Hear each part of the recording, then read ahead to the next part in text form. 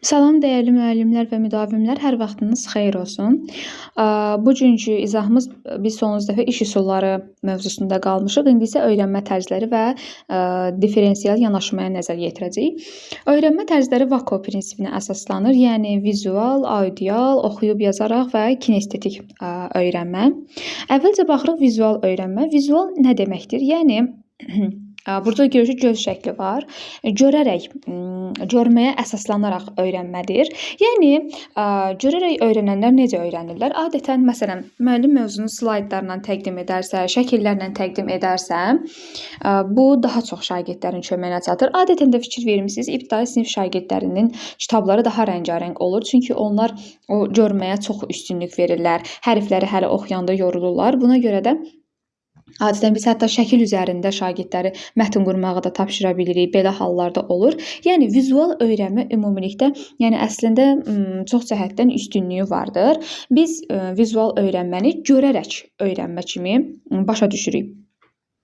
Bu deməli öyrənmənin açar məqamları xəritə, sxem, cədvəl, diaqram, sonra şəkillərdən istifadə etməkdir. Məsələn, burada verib bizə rənglərlə işarə eləmək. İşarə eləmək, qeyd etmək, məsələn, qeydiyyat aparmaq əslində iki məqamda qarşımıza çıxır. Həm oxuyub yazaraq, həm də vizualda. Amma vizualda belədir ki, rəngarəng şəkildə deməli qeydlər aparır.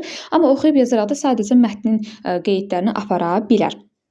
Vizual öyrənmə başqa deyirik ki, daha sonra rənglərə daha çox üstünlük verir. Təsəvvüründə vizuallaşdırma güclüdür. Rəngli əşyalardan daha çox istifadə edirlər. Getdiyi yolu daha yaxşı yadlarında saxlayırlar. Baxın, bu önəmli bir faktordur. Getdiyi yolu bir dəfə gedir, daha ikinci dəfə onu izah etməyə ehtiyac yoxdur. Və yaxud da yuxu da ola bilər ki, gördüyü yuxunu çox detallı şəkildə hər bir məqamını yadda saxlayır. Məsələn, məndə vizual öyrənmə həqiqətən də biraz da çox güclüdür. Eyni zamanda audial öyrənmə də var. Vizual öyrənmə belədir ki, məsələn, mən ibtidai sinif kitablarım olsun, yuxarı sinif kitablarım olsun, amma düzdür, hal-hazırda indi dəyişiblər, amma dəyişmədiyi bir məqamlarda hansı səhifədə hansı şəkil var idi, hansı mövzunun yanında hansı şəkil qoyulmuşdu, hər biri göz yaddaşından çox yaxşı şəkildə hansı səhifədə idi, o belə yadımda qalırdı. Yəni vizual öyrənmə bildiyimiz kimi şəkil, sxem, cədvəl, diaqram ancaq görmədir. Dərsi slaydlarla öyrənmək, yəni belə. İkinci olaraq deyirik audial öyrənmədir. Bu eşidərək öyrənmədir. Eşidərək öyrənmək isə nə deməkdir? Adətən bu yenə də mənim öz üzərindən nümunə çəkəcəm ki, mən öz oxuduğum dərsi eşitməsəm, yəni möhkəm-möhkəm oxumasam, mən o dərsi başa düşmərəm. Ona görə də mən vacibdir ki, mənim üçün önəmli bir faktordur ki, mən oxuyanda, dərs oxuyanda onu uca səslə oxuyum ki, eşidim. Eşidəndə daha yaxşı yadımda qalır. Eyni zamanda eşidərək öyrənənlər mühazirələri sevirlər, müəllimi dinləməyi sevirlər.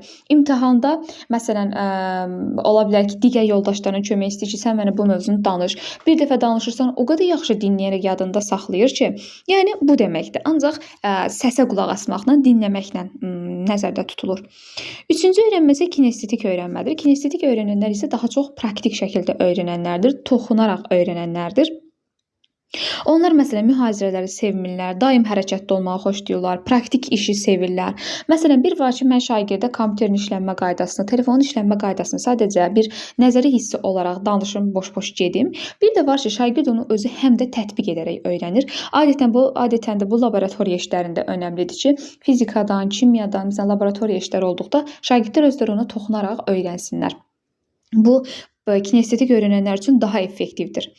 Və oxuyub yazaraq öyrənmə gəlir ki, bu da adından məlum olduğu kimi şagirdin özü mətni oxuması, qısa şəkildə özü üçün oxuduqdan sonra qeydlər alması və yaxud da oxuyaraq elə qeydlərin götürməsi. Məsələn, kitabxanaya getməsi, məsələn, daha çox, yəni bir növ qəzet oxuması, nə bilim, məqalə oxuması, bu artıq oxuyub yazaraq öyrənənlərə aiddir. Öyrənmə tərzləri çox sadə bir mövzudur. Testlər də çox rahatdır ümumiyyətlə və deyə bilərəm ki, ən sadə mövzularımızdan biridir. Amma gəlirik differensial yanaşmaya. Bəs differensial yanaşma nədir? Differensial yanaşma isə bildiyimiz kimi şagirdlərə fərdi və fərqli yanaşmadır. Fərdi yanaşma bilirsiniz, amma fərqli yanaşma o demək deyil ki, mən birini digərindən ayırım, bərabər imkanları qorumuyum. Təbii ki, bu hallar deyil. Fərqli yanaşma o deməkdir ki, yəni Şagirdlərin hər birinin öyrənmə tərzini bilirəm, marağını bilirəm və bu formada onlara yanaşıram. Differensial təlim bilirik ki, heterogen siniflərdə tətbiq olunur, daha doğrusu heterogen qruplarda da tətbiq olunur və differensial təlimi həyata keçirmək üçün biz 3 əsas məsələni nəzərdə diqqətimizdə saxlamalıyıq. Ümumiyyətlə əvvəlcə şagirdlərin əvvəlki bilik və bacarıqlarının qiymətləndirilməsindən biz başlayırıq differensial təlimi həyata keçirməyə və deyirik ki, 3 əsas xüsusiyyət şagirdlərin marağı, hazırlıq səviyyəsi və öyrənmə tərzi nəzərə alınmalıdır. Şagirdlərin marağı nə deməkdir? Yəni şagirdləri hansı sahə maraqlandırır, nə maraqlandırır, onu maraqlandıran mövzular nədir, məsələlər nədir? Yəni bunlar nəzərdə tutulur. Məsələn, onların marağı həyatla əlaqələndirməyədirmi, yoxsa digər fənlərlə əlaqələndirmədirmi? Yəni bunlar nəzərdə tutulur ümumilikdə. Mən şagirdlərimin marağını müəyyənləşdirməsəm heç ümumiyyətlə dərsimi də düzgün şəkildə qura bilmərəm. İkincisi şagirdlərin hazırlıq səviyyəsidir. Bu daha sizə aydın olması üçün öz başıma gələn bir hadisəni danışacağam ki, daha sizin yaxşı yadınızda qalsın. Məsələn, hazırlıq səviyyəsi nə deməkdir? Şagirdlərin səviyyəsi nə yerdədir, nə bilirlər, nə bilməlidirlər, bunu nəzərdə tutur. Hətta biz hazırlıq səviyyə diaqnostik qiymətləndirmə həyata keçirərək də şagirdləri müəyyənləşdirə bilirik nə səviyyədədir. Baxın, mən ilk dəfə işə başlayan ilim şagirdlərimə dərsi tədris edirdim. Şagirdlərin marağını cəlb eləyirdim. Onları dərsdə aktiv saxlayırdım. Amma gəl ki, uşaqlar mənim öyrənə bilmirdilər mövzunu. Bax, çox çətinlik çəkirdilər. Yəni çox az hissəsi öyrənə bilirdi. Üsulu dəyişirdim, metodu dəyişirdim, yolu dəyişirdim. Yəni başqa yollarla keçməyə çalışırdım bir mövzunu 2 dəfə falan. Gördüm ki, yəni eynidir. Heç bir dəyişiklik yoxdur. Mən diaqnostik qiymətləndirmə həyata keçirsəm də bunun o qədər də, yəni ilk ilimdir, biraz da təcrübəsizlikdən irəli gəlir ki, o qədər də mahiyyətli fərqinə varmadan bilməmişəm ki, şagirdlər aşağı sinifin materiallarını bilmirlər. Şagirdlər aşağı sinifin materiallarını bilmədiyinə görə də onlar artıq yuxarı sinifin materiallarını qavraya bilmir, öyrənə bilmirlər. Və buna görə də mən artıq başladım, həftənin günlərini ayırdım. Həm onlara aşağı sinifin materiallarını tədris elədim, eyni zamanda yuxarı sinifin materiallarını da tədris elədim ki, şagirdlər daha yaxşı öyrənə bilsinlər və şükür ki, artıq o istədiyim nəticəni əldə edə bildim. Yəni buna görə hər bir müəllim şagirdlərinin hazırlıq səviyyəsini bilməlidir. Üçüncüsü deyirik öyrənmə tərzidir. Öyrənmə tərzi isə bayaq öyrəndiyimiz vizualdır, audialdır, eşidirək öyrənmədir, yoxsa oxuyub yazaraq öyrənmədir, daha doğrusu kinestetikdir, yoxsa oxuyub yazaraq öyrənmədir. Bunu özündə əks etdirir. Yəni hər bunların üçünü də bilməsə biz ümumiyyətlə dərs planlaşdırmamızda, qurmağımız da deməli yersizdir. Və deyirik ki, differensial yanaşma özündə 4 komponenti birləşdirir. Bunlardan birincisi məzmun komponentidir. Yəni şagirdlərə ötürülən informasiyadır. Və deyirik ki, məzmun ən birinci alt standartın təlim nəticəsinə uyğun olmalıdır və ümumilikdə ola bilər ki, bizim şagirdlərə ötürdüyümüz məzmun, yəni informasiya bəzi şagirdlər üçün aydın ola bilər, bəziləri üçün aydın olmaya bilər. Buna görə də biz ümumiyyətlə çox diqqətli olmalıyıq bir müəllim olaraq və şagirdlər üçün tapşırıqlar hazırlayarkən və yaxud da mövzunu onlara tədris edən zaman hər bir məsələyə diqqət yetirməliyik. Bayaq qeyd etdiyimiz kimi onların öyrənmə tərzini bilməliyik, marağını bilməliyik ki, dərsi o istiqamətdə quraq və tədris edək. Tapşırıqlar hazırlanarkən isə burada da kitabda da qeyd etdiyi kimi Bloom idrak taksonomiyasının mərhələlərinə uyğun hazırlamaq lazımdır. İkinci komponentimiz proses komponentidir. Bu isə şagirdlərin üçün dərsin düzgün qurulmasıdır. Müəllimlər proses və nəticə komponentini bir-birinə qarışdırırlar, amma bunun bir-birindən əsaslı biraz fərqi vardır. Prosesi həyata keçirən müəllimdir, nəticəni həyata keçirən isə şagirddir.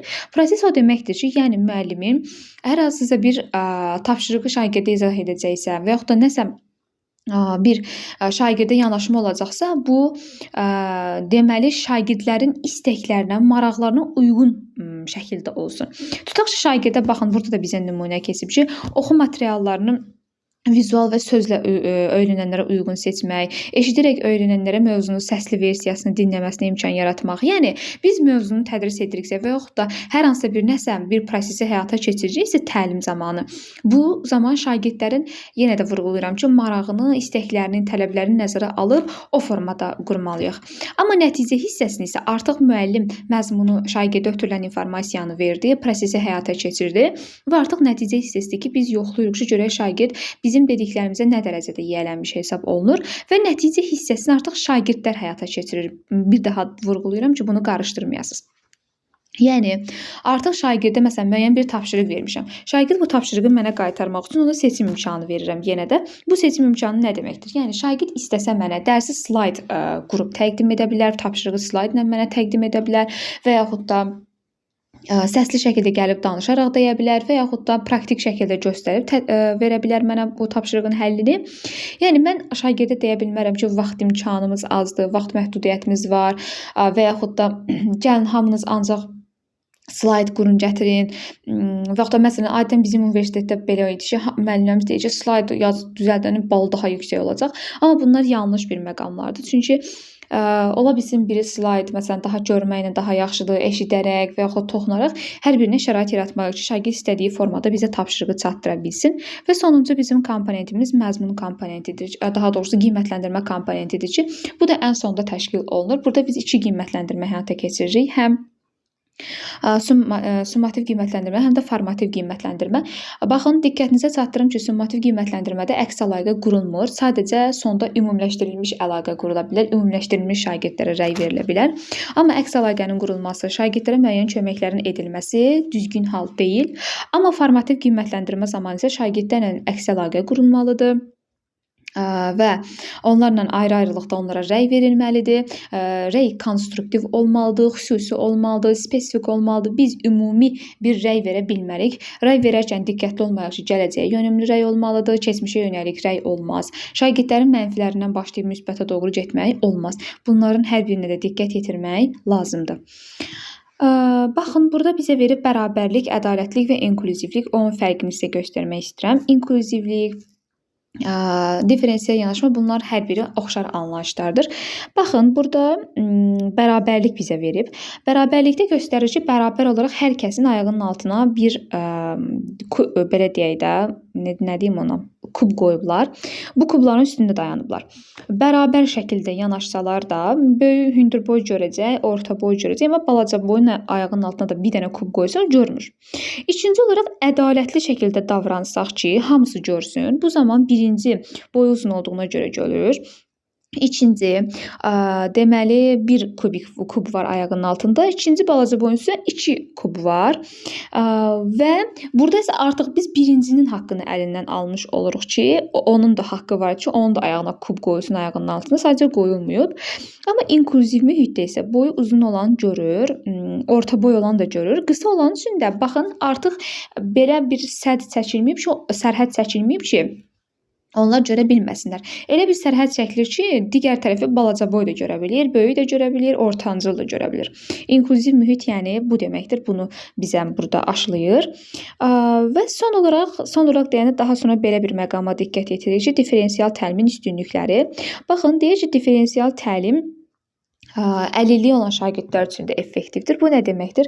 Yəni ola bilsin görmə əlilliyi olan bizim üçün çıxıb audio şəkildə təqdim edə bilər.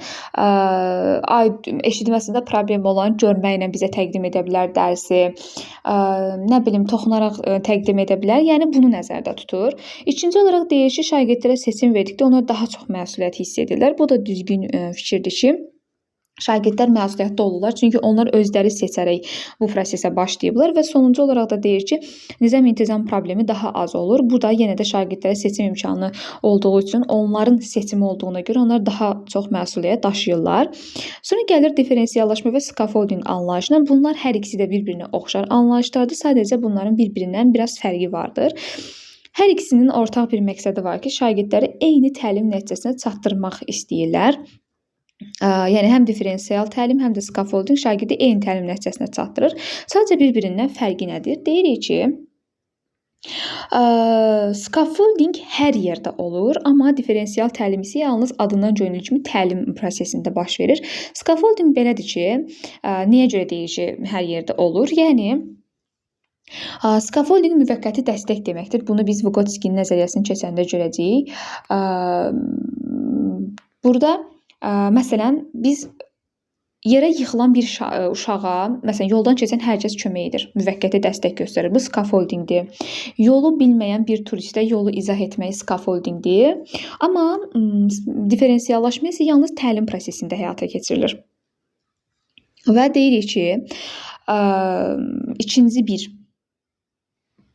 fərqli cəhəti də bundan ibarətdir ki, scaffolding ümumilikdə scaffoldingin olması üçün fasilitasiya mütləq vacibdir. Yəni bələdçi müəllim mütləq olmalıdır. Amma differensial təlimdə isə scaffolding, daha doğrusu üzrlü hesab eləyim. Müvəqqəti dəstək şagirdə göstərilə də bilər, göstərilməyə də bilər. Yəni bu nə deməkdir? Daha doğrusu fasilitator müəllim. Bəzən ola bilər ki, differensial şəkildə biz şagirdlərə yanaşırıq, amma həmin şagirdə bizim dəstək göstərməyimizə ehtiyac yoxdur. Yəni differensial yanaşmağımıza ehtiyac yoxdur. Daha doğrusu fasilitator yanaşmağa ehtiyacımız yoxdur, fasilitatorluq etməyə. Amma scaffolding elə bir şeydir ki, onun olması üçün, həyata keçirilməsi üçün mütləq şəkildə bir fasilitator olmalıdır. Bir də vurğulayıram, ola bilsin birinci fikirlərimi qarışıq izah etdim. Differensial təlimin həyata keçirilməsi üçün fasilitator müəllim olsa da olar, olmasa da olar. Amma scaffoldingin həyata keçirilməsi üçün mütləq şəkildə fasilitator müəllim olmalıdır. Və ikinci bir fərq də ondan ibarətdir ki, scaffolding hər yerdə həyata keçirilə bilər. Differensial təlim isə yalnız təlim zamanı. Hər ikisi üçün ortaq cəhət onları eyni təlim nəticəsinə çatdırmaqdır.